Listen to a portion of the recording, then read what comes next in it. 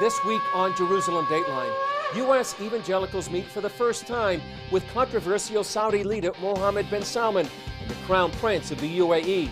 Prime Minister Netanyahu visits Oman, and the Israeli national anthem is played in the Arab world. Is a new day dawning in the Middle East? Plus, anti-Semitism on the rise culminates in a deadly synagogue attack in Pittsburgh. All this and more this week on Jerusalem Dateline.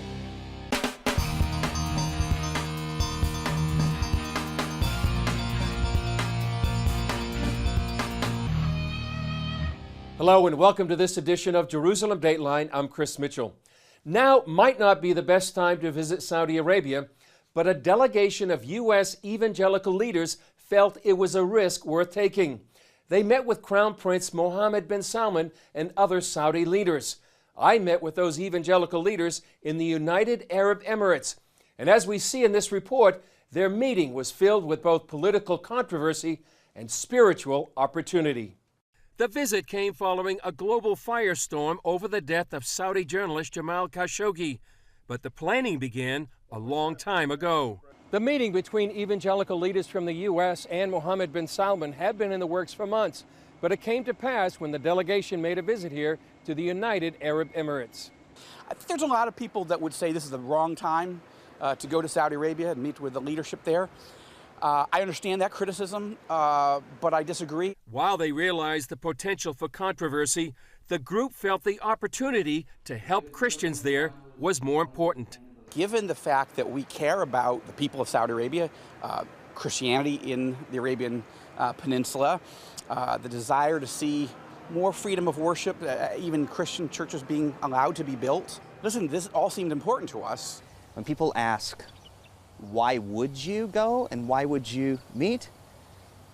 I mean, as a Christian called to be a peacemaker, as an advocate for freedom of worship, as an advocate for tolerance and peaceful coexistence, I mean, my answer to that question is, how can I not? They went not with a political agenda, but with a Christian mission. Well, when I think of Saudi Arabia, I think of that verse, we are ambassadors for Christ. That's who we're representing, not the United States of America. We're representing the Lord Jesus Christ. You know, in the Bible, people like Esther, who was in a royal court, Daniel, who approached several kings and played key positions, God used them to speak to people in authority, kings, and the Bible says we're to pray for them. This is the latest in a series of meetings with Sunni Arab leaders. Those leaders including Jordan's King Abdullah, Egyptian President El-Sisi, and the Crown Prince of the UAE. The meetings are part of a long-term agenda. We aren't here for a short-term purpose. We are not here for a photo op. We could care less about that. We're here to build long-term relations and to benefit our brothers and sisters that are here in this region. Rosenberg encouraged Christians to pray. We're under no illusions about the challenges that have been in Saudi Arabia and remain, but I think it's respectful to go and listen to leaders who have the opportunity to make life better for Christians and actually for Muslims and potentially for Israel as well. I ask people to pray. Pray for the king, pray for the crown prince, pray for the leaders, pray for the people of Saudi Arabia. Next door to Saudi Arabia sits the United Arab Emirates. There, for the first time, an Israeli sports team competed in an Arab country under its own flag and national anthem. The historic event marked a breakthrough for the Middle East. I was in Abu Dhabi and heard how this could be a sign of major changes for the region. Israel's Minister of Culture and Sports, Miri Regev, listened to history being made as Hatikva, her country's national anthem, played during the medal ceremonies following this international judo competition. That followed Israeli Prime Minister Benjamin Netanyahu's short visit to Oman, the first by an Israeli Prime Minister. Another first came when a delegation of American evangelical leaders came here to Abu Dhabi, the capital of the United Arab Emirates.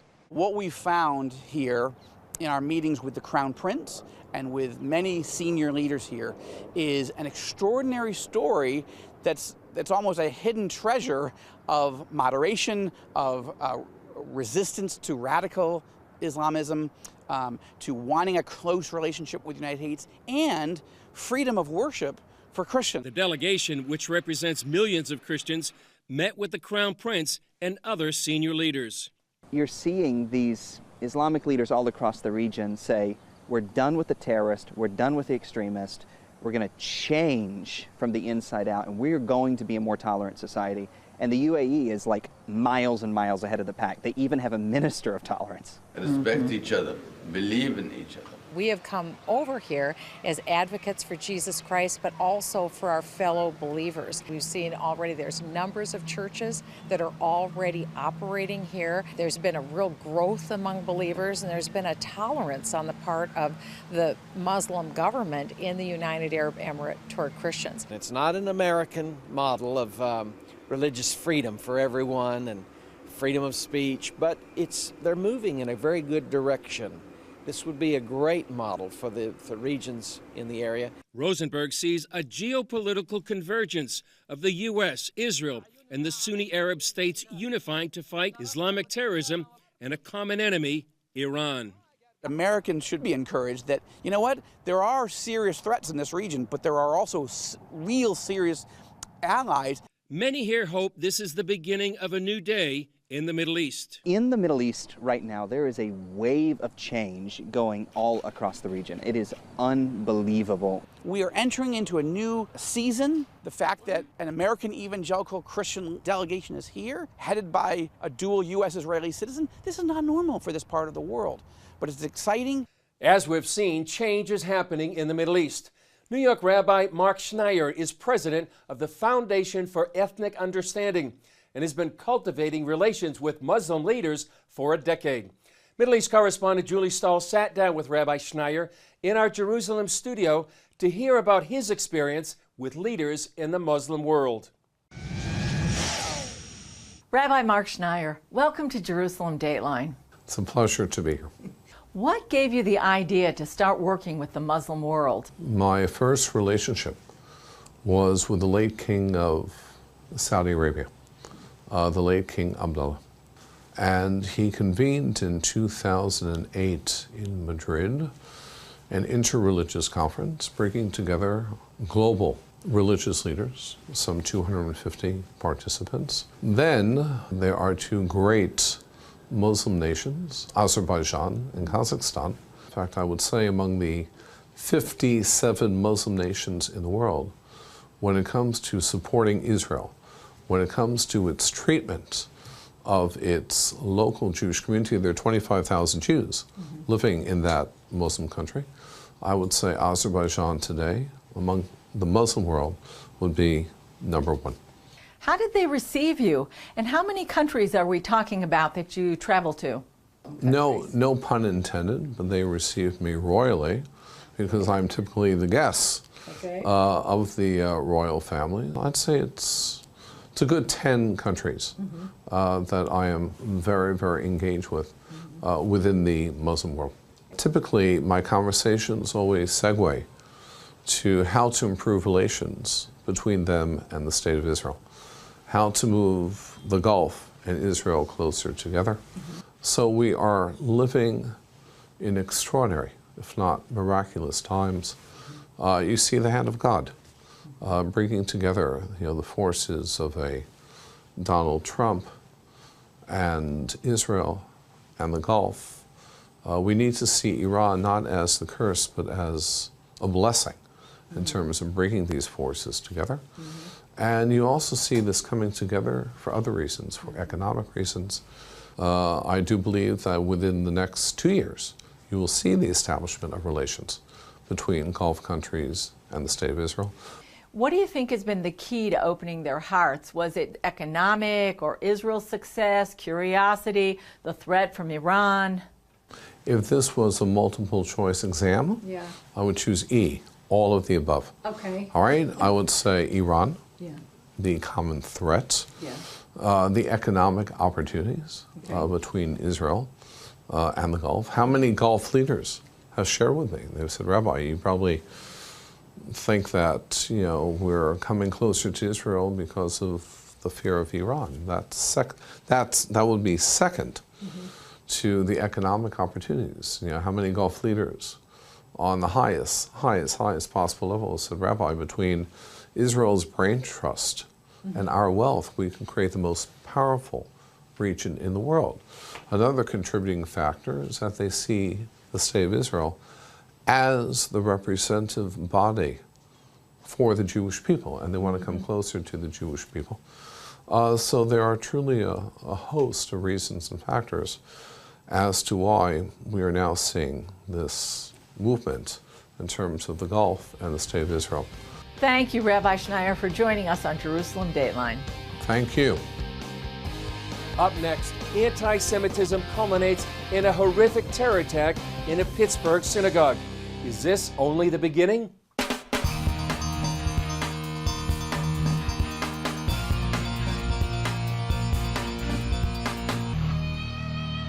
Israeli leaders stepped in to comfort and console American Jews after a gunman massacred 11 Jews at a Pittsburgh synagogue. From a country that has suffered from terror attacks for decades, its message to American Jewry: we must fight anti-Semitism. CBN Middle East correspondent Julie Stahl has that story. Jerusalem lit up the old city walls with American and Israeli flags in support of American Jewry after 11 Jews were murdered during morning prayers at a Pittsburgh synagogue. I feel your pain today, and with me is the entire Jewish people. It is hard for us to believe, hard for us to understand how hatred and evil rose up to damage and to uproot the tree of life. Israeli President Reuven Rivlin sent a taped message to an interfaith memorial service on Sunday. It was the worst attack against the Jewish community in U.S. history. We must say loud and clear, this was an attack of anti-Semitism. Our brothers and sisters, friends and family were murdered because they were Jews. At least 2,000 mourners packed the Soldiers and Sailors Memorial Hall in Pittsburgh and stood to recite the Jewish mourners' prayer with Rivlin. Israel sent government minister Naftali Bennett to Pittsburgh to console the community shortly after the attack. Bennett also addressed the crowd and told them that hating Jews is not a distant memory. From Sderot to Pittsburgh, the hand that fires missiles is the same hand that shoots worshipers. We will fight against the hatred of Jews and anti-Semitism wherever it raises its head, and we will prevail. Uncharacteristically, the governments of Saudi Arabia, Bahrain, and Qatar all made statements condemning the attack, and even the Palestinian Authority referred to it as an act of terrorism. Back home, Israeli Prime Minister Benjamin Netanyahu and cabinet ministers opened their weekly meeting with a minute of silence. Netanyahu issued a call for the whole world to unite to fight anti-Semitism in every form. We must stand and fight back against all these fronts, against this zealous, brutal anti-Semitism, which starts with Jews and never ends with Jews. Shortly after the attack, Netanyahu released a video in English summing up the sentiments of Israel. The entire people of Israel grieve with the families of the dead. We stand together with the Jewish community of Pittsburgh. We stand together with the American people in the face of this horrendous anti-Semitic brutality. And we all pray for the speedy recovery of the wounded. Julie Stahl, CBN News, Jerusalem. America was once considered a safe haven for refugees from anti-Semitism. But the Pittsburgh massacre raises a sad and even shocking question. Is America no longer safe for Jews? Dale Hurd reports on the global plague that's now showing its ugly face in America. European Jews once fled to America for safety. That may change. The Anti-Defamation League says the number of anti-Semitic incidents in the U.S. rose nearly 60% last year alone. And Saturday's synagogue massacre must have American Jews wondering if it could become too dangerous for them in the U.S. It's been said that when Nazi persecution of the Jews began, the Jews who were pessimists went to New York. The Jews who were optimists went to Auschwitz. Meaning the Jews who thought the persecution would stop paid with their lives. One of the lessons of the Holocaust for Jews has been, when persecution begins, don't wait to leave. Alan Hoffman, head of the Jewish Agency, which helps Jews return to Israel, says Jews today are no longer waiting to be attacked. Simply the fear that a nation has become unsafe is enough for them to pick up and leave. Families say, if this is what the future is going to look like, I don't think that this is what I'd like to see for my children. Jews who are old enough to have lived through the Holocaust, like Belgian Professor Julian Klenner, are asking, why is this happening to me again? How comes that the Shoah was not able to quiet down people about Jews? Why didn't that disappear? What have I done to deserve that? Anti-Semitism and anti-Semitic attacks have been a much bigger problem in Europe because of Muslim immigration and because anti-Semitism has now infected the European left. Budapest Rabbi Shlomo Koves told us Jews remain the world's chief scapegoat for blame. You know, there's a joke in Hungary that somebody comes to a village and he says, is there anti-Semitism here? So they say, no, there isn't, but there's a great need for it. But why has this happened in America? Dr. Michael Rydelnik, professor of Jewish studies at Moody Bible Institute in Chicago, is the son of Holocaust survivors. Anti-Semitism it's like a contagious disease that's always under the surface, and sometimes it spurs up into epidemic proportions, and then sometimes it recedes. But Rydelnik says the real source of anti-Semitism is Satan and those who hate God. They hate the God of Israel, and so therefore they want to hurt him by hurting his people. Those who love the God of Israel need to be the loudest voices in opposing it. Dale Hurd, CBN News. Coming up, Israelis go to the polls to elect new mayors across the country, including Jerusalem.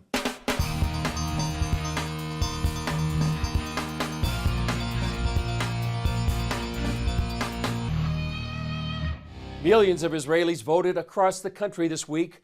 One of the most talked about elections was in Jerusalem, where two-term Mayor Nir Barkat stepped aside to join national politics. CBN Middle East correspondent Julie Stahl takes a look at the popular outgoing mayor.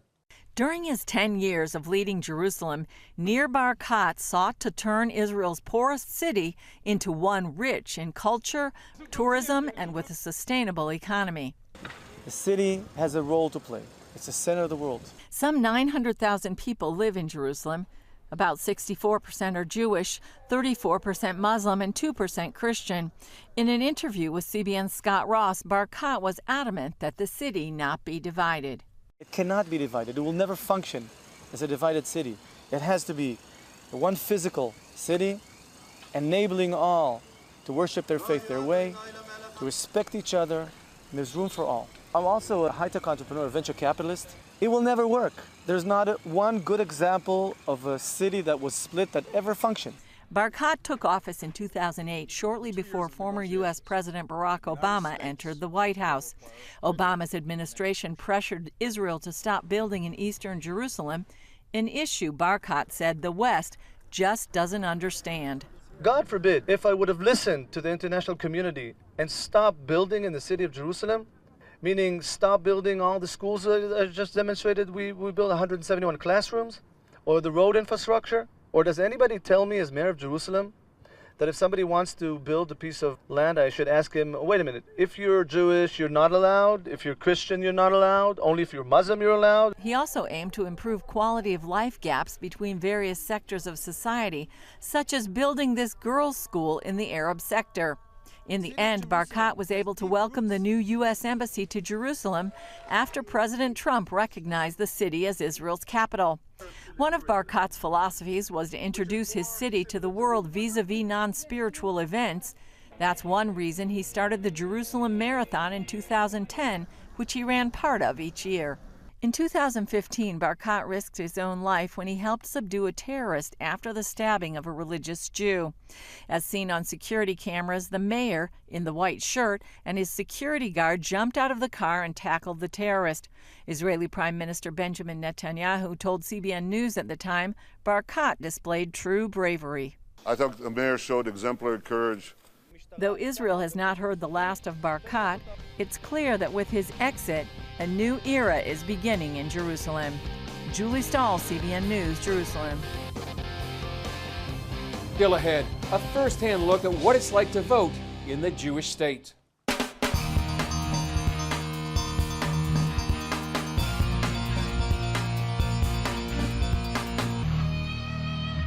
Several mayoral elections throughout Israel ended in a runoff, and Jerusalem is one of those cities. But what's it like for Israelis to vote? Here's Julie Stahl to show you what voting is like in Israel. And it's an example of what you can find on our social media platforms. It's election day here in Israel, and we're at a polling station in Jerusalem's Arnona neighborhood. It's one of 11,000 polling stations where some 6.5 million Israelis will be voting. Now, these are municipal elections today, not for Knesset, not for the Prime Minister, but they're important elections for the mayors of cities and council heads. In Jerusalem, we've had Mayor Nir Barkat for 10 years, but he's decided to move on into national politics. So Israelis have been left with a choice of about 4 viable candidates. It's not sure who is going to win. Pretty sure that no candidate will get the 40% threshold that's needed to actually become the mayor. So probably in about 2 weeks we'll have runoff elections. Now there are about 270,000 Israelis who will be able to vote for the first time. Now in municipal elections in Israel, anyone who's a resident of Israel, you don't have to be a citizen, is allowed to vote. In Jerusalem alone, there are some 200,000 Arab or Palestinian residents, official residents of Jerusalem. They've been offered citizenship, many of them. They choose not to take it, but they're allowed to vote in municipal elections. They most of the time choose not to vote in municipal elections kind of as a protest against the state of Israel. In fact, there was going to be one Arab mayoral candidate this time, and he was threatened so much he pulled out of the race. Arabs are allowed to vote in Jerusalem, and anyone who's a resident is allowed to vote here. Doesn't matter what your religion is.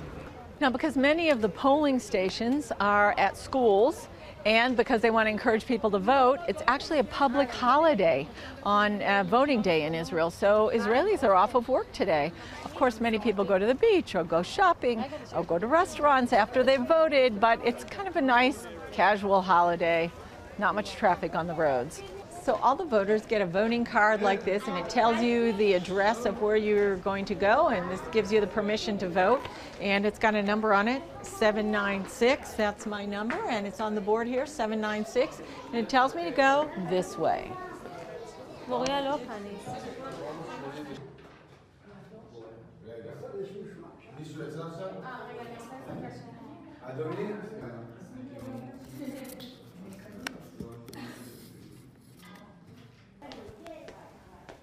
It's simple, and that's all it takes to vote. That's all for this edition. Thanks for joining us. Please pray about the major changes taking place in the Middle East, and especially for the families and friends of those who died in the horrific massacre in Pittsburgh. I'm Chris Mitchell. We'll see you next time on Jerusalem Dateline.